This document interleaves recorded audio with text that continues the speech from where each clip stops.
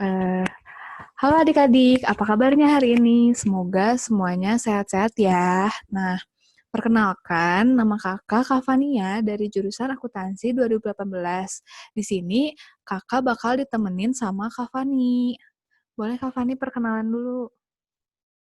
Halo adik-adik, perkenalkan nama kakak Fani, kakak dari jurusan Ekonomi Islam 2019.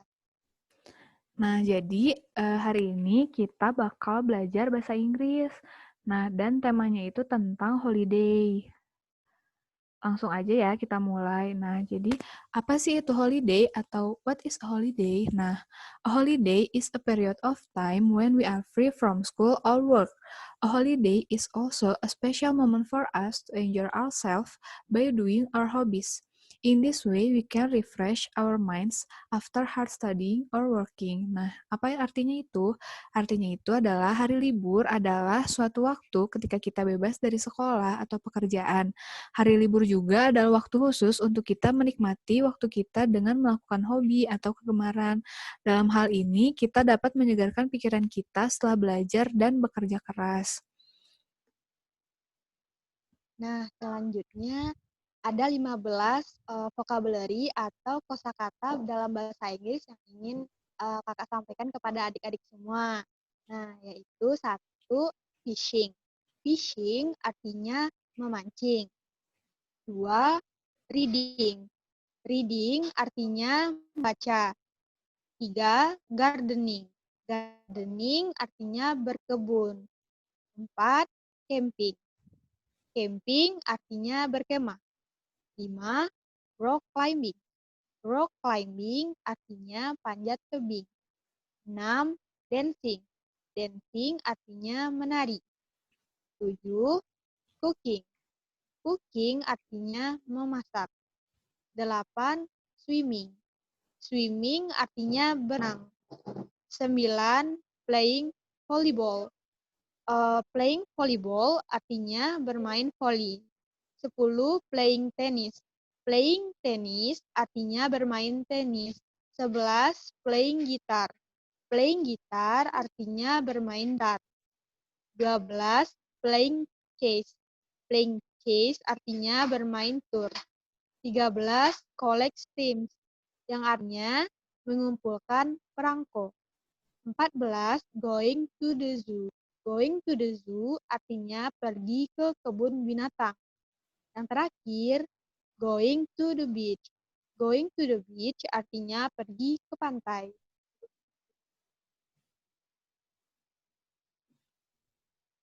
Nah, adik-adik, dari vocabulary yang ada tadi, ada contoh kalimat yang digunakan dari vocabulary tadi. Nah, yang pertama menggunakan contoh vocabulary going to the beach. Nah, contoh kalimatnya adalah Mr. Bara usually spends his holiday by going to the beach. Nah, artinya apa? Yaitu Pak Bara biasanya menghabiskan hari liburnya dengan pergi ke pantai. Nah, contoh kedua menggunakan vocabulary play tennis. Nah, contohnya adalah we usually play tennis on holiday, yang artinya kami biasanya main tenis pada saat liburan. Nah, yang ketiga itu menggunakan going to the zoo. Contohnya adalah I spend my holiday by going to the zoo, yang artinya saya menghabiskan hari libur saya dengan pergi ke kebun binatang. Contoh keempat menggunakan camping. Yang contohnya yaitu I like to go camping on holiday, yang artinya saya suka pergi berkemah pada saat liburan. Dan contoh terakhir menggunakan kata dancing, yaitu I like dancing very much. It is interesting. Artinya saya sangat suka menari. Menari sangat menarik. Kemudian kita juga bisa nih menanyakan pendapat orang lain bagaimana sih cara menghabiskan liburan yang terbaik untuk kita, yang jadi kita tuh bisa bikin refreshing gitu.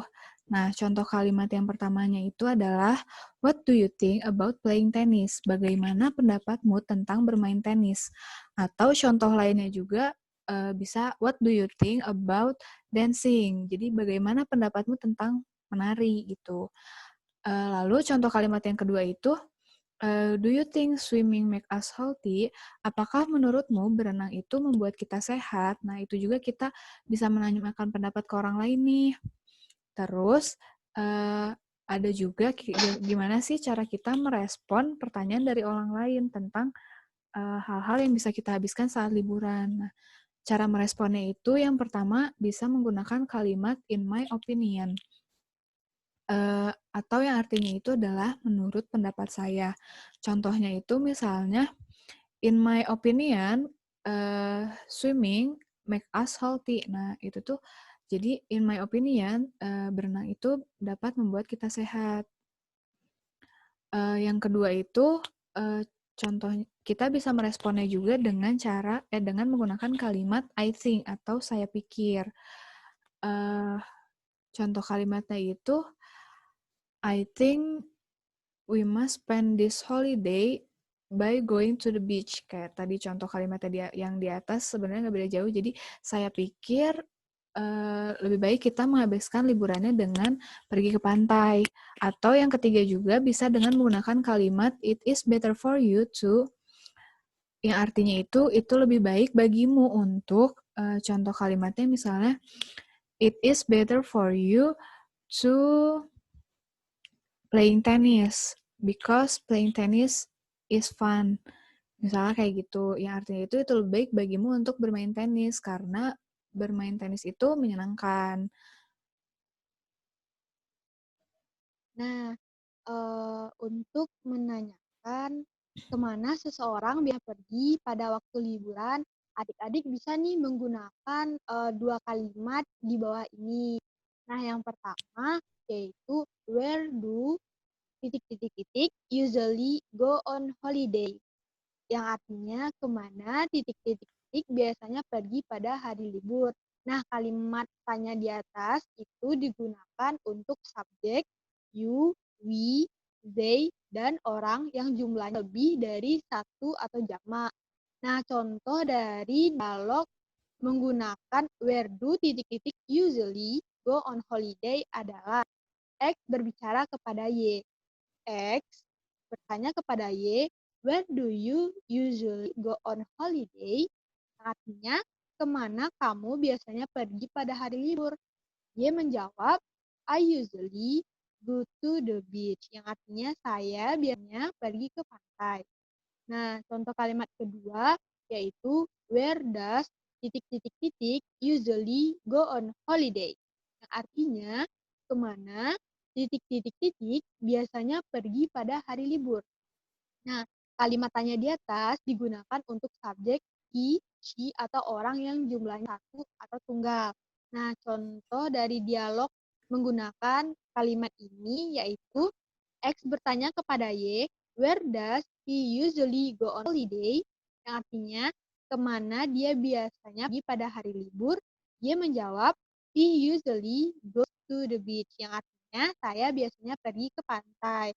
Nah, ada sedikit tambahan nih adik-adik. Kenapa kenapa subjeknya yang pertama, kalimat pertama itu menggunakan you, we, they, dan orang jumlahnya lebih dari 1 jamak.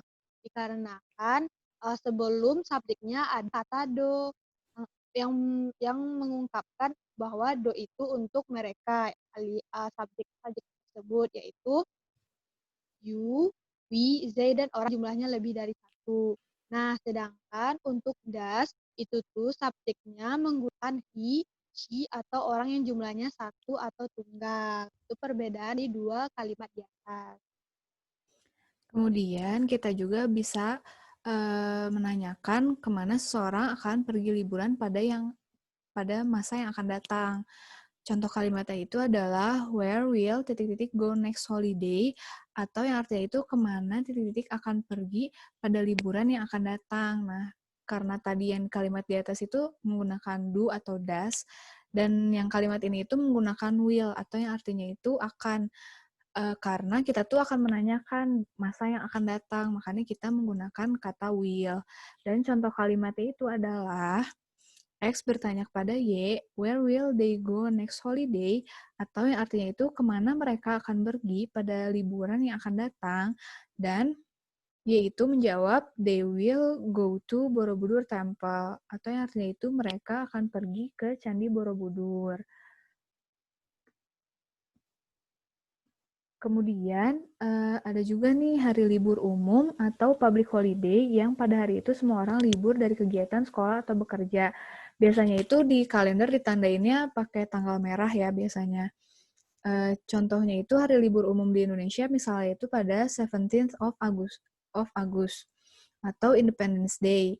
Independence Day itu hari kemerdekaan Indonesia.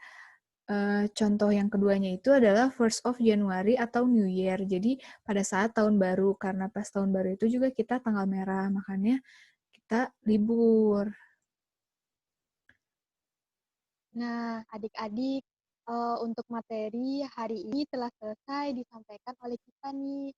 Nah, bagi adik-adik yang memiliki pertanyaan, bisa banget untuk menanyakan ke Kak Fani dan juga Kak Faninya di grup WhatsApp. Nah, selamat mengerjakan tugasnya dan sampai jumpa di bimbel selanjutnya.